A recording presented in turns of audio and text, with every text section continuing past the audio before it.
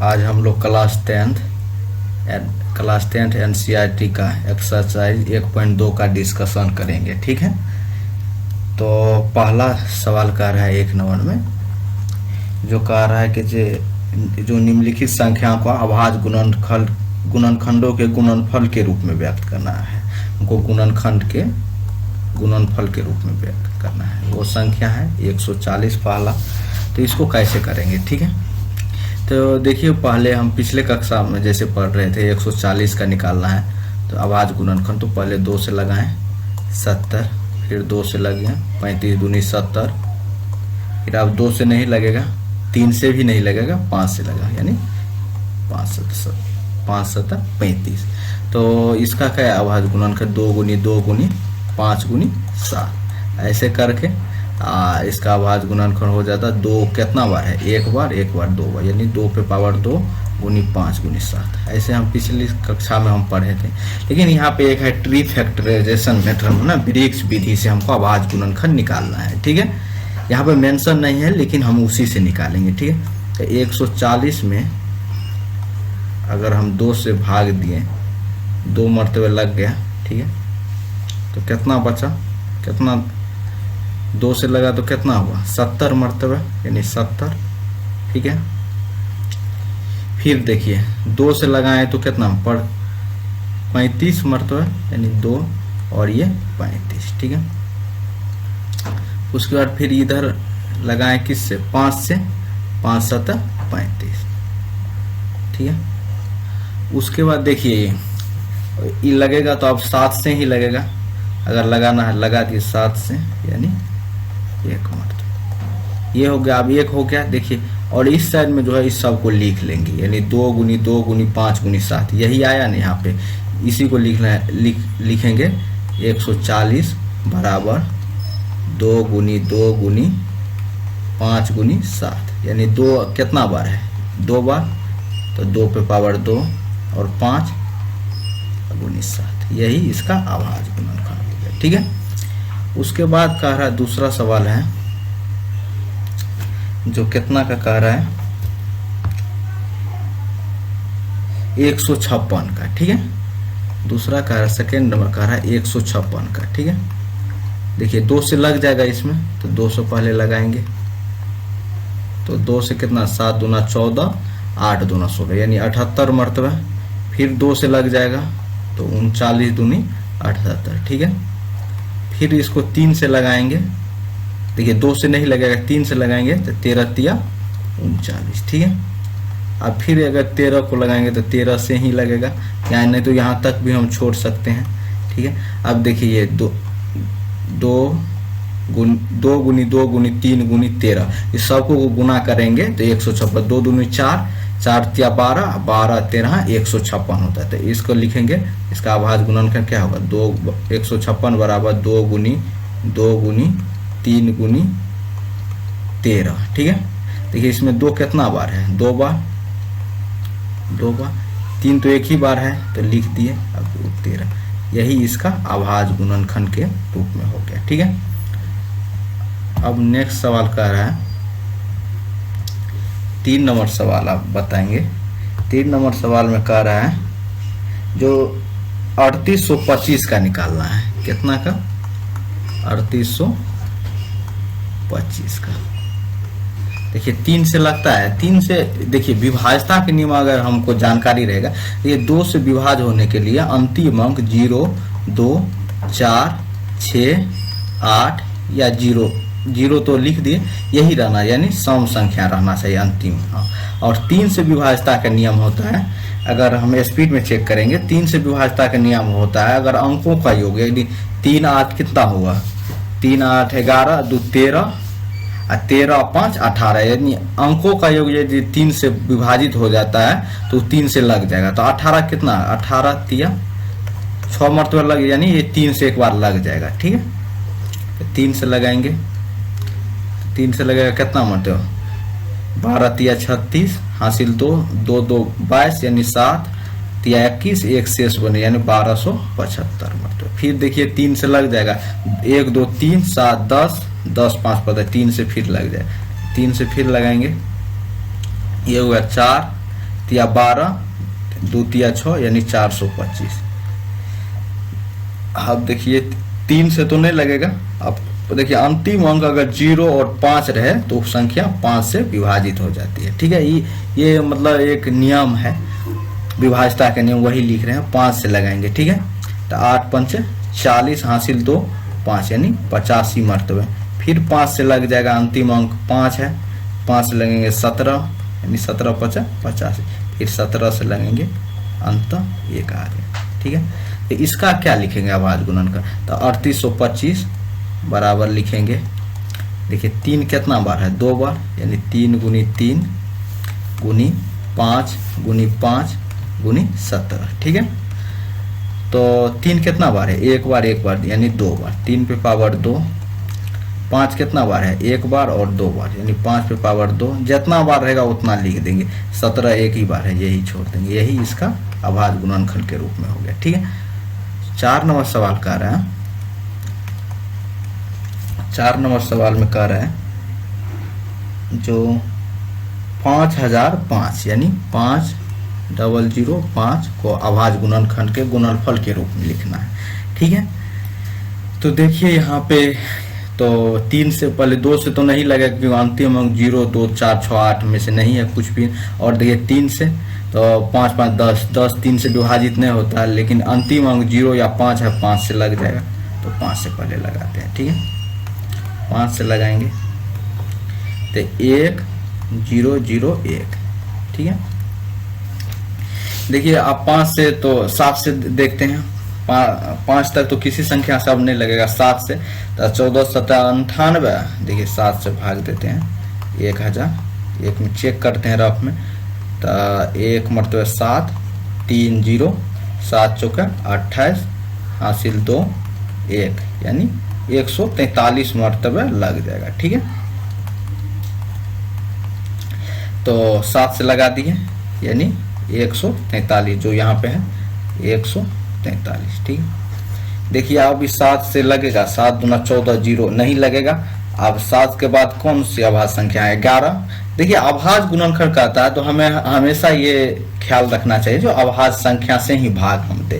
तो ठीक है, 7 के बाद अभाज्य संख्या है 9 नहीं 11 है। 11 से हम देखते हैं, चेक करते हैं, 11 का 11 3 यानी 11 से हम एक बार चेक कर लेते हैं।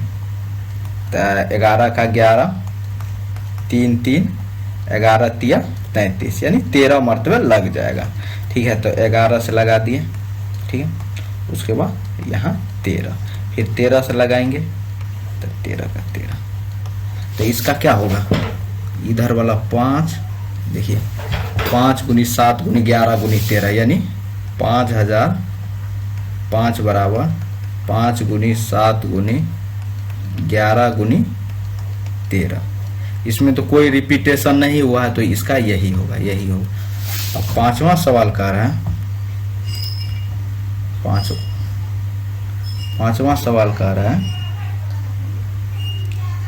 7429 का अभाज्य गुणनखंड, 7429 का अभाज्य गुणनखंड। देखिए इसमें अंतिम अंक तो नहीं है 0 2 4 6 8, तो इसलिए ये तो नहीं लगेगा 2 से। अब 3 से देखिए 7 4 11 2 13 13 9 22, 3 से भी नहीं लगेगा। 5 से तो नहीं लगेगा, 7 से एक बार ट्राई करते हैं। 10 7 70 4 42, 7 से भी नहीं लगेगा। 7 के बाद 11 से देखते हैं, तो 11 से एक बार भाग दे के देख लेते हैं 29। ठीक है, तो 11 छक है 66 हासिल 8 2 11 7 77 77 हासिल 5 9, मतलब 11 से भी नहीं लगेगा, शेष बच जाता है। एक बार 12 से 11 के बाद नहीं, अब 13 से हम चेक करेंगे। 13 से देखिए रफ में 13 5 65 9 2 13 7 91 1 9, 13 से भी नहीं लगेगा। 13 के बाद अब 17 ही बचा हुआ है, उसके बाद आगे देखेंगे किससे ही भाग लगता है। तो 17 से एक बार देखते हैं क्या, तो 17 से 17 74 29। ठीक, तो 17 चौका 68, 68 हासिल 6 2 62, 17 चौका 68 और 17 तिया 51, 1 1 11, 17 7 119, यानी 17 से लग जाएगा। ठीक है, ऐसे 17, ठीक है, तो 17 से लगाएंगे तो कितना मरतबा लगा, 437। फिर 17 से देखते हैं, 17 से लगेगा, 17 दूना 34 और 34 9, 17 से नहीं लगेगा, 17 के आगे 23 है तो 437, 17 के आगे 19 है, 19 से एक बार देखते हैं, 19 दूना 38 हासिल 5, 19 तिया 57, यानी 23 मरतबा लग जाएगा। तो 19 से लगाएंगे, अब 23 लिख देंगे, फिर 23 से दिए 1 मरतबा, यानी ये होगा।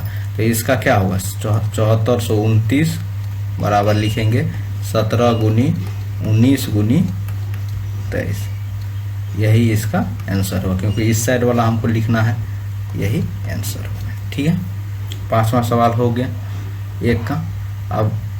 अब 2 नंबर का सवाल कह रहा है, जो पूर्णांकों का युग्म जो है वो ऐसी 2 संख्याओं का ये जांच करना है, 2 संख्याओं का गुणनफल बराबर 2 संख्याओं का गुणनफल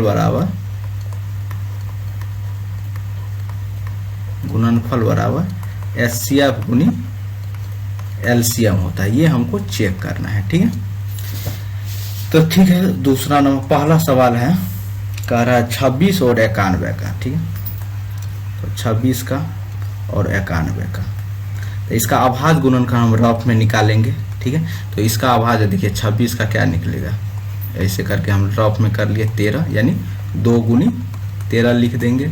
91 को क्या लिखेंगे, 7 से लगाएं, 13 7 91, यानी 7 गुनी 13।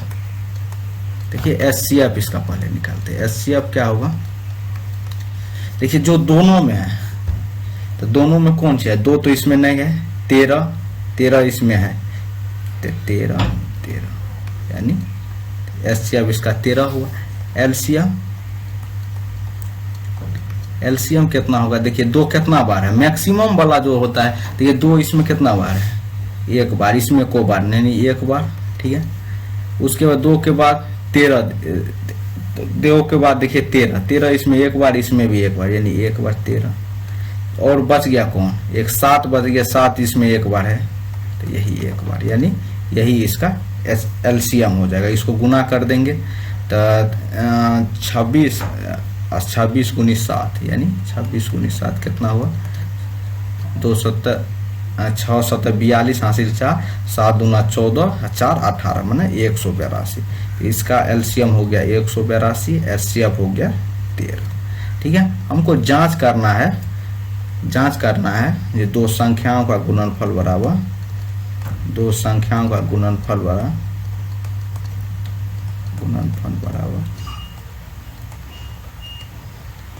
एचसीएफ गुनी एलसीएम। तो हम सबसे पहले एलएचएस से, एलएच में 2 संख्याओं का गुणनफल है, तो 2 संख्या कौन कौन है, एक ठो 26 है, एक ठो 91 है, तो 26 गुनी 91 कर देंगे। 26 गुनी 91 कितना होता है वो लिख लेना है, तो रफ में कर लेंगे 26 91 गुनी 26। ठीक है, 6 न 6 के 54, 1 दूना 2, 9 दूनी 18। ठीक है, तो इसको जोड़ लेंगे, 6 2 4 6 9 5 13, यानी 2386। ठीक है, और उसके बाद आरएचएस क्या है, आरएचएस से है कि 2 एचसीएफ गुनी एलसीएफ, एचसीएफ कितना है 13 गुनी 182। देखिए तो 182 गुनी 13। ठीक है, तो 2 तिया 6, 8 तिया 24 हासिल 2, 5 3 न 2 5, 546, ये हो जाएगा 182 उतर जाएगा। इसको जोड़ेंगे 6 6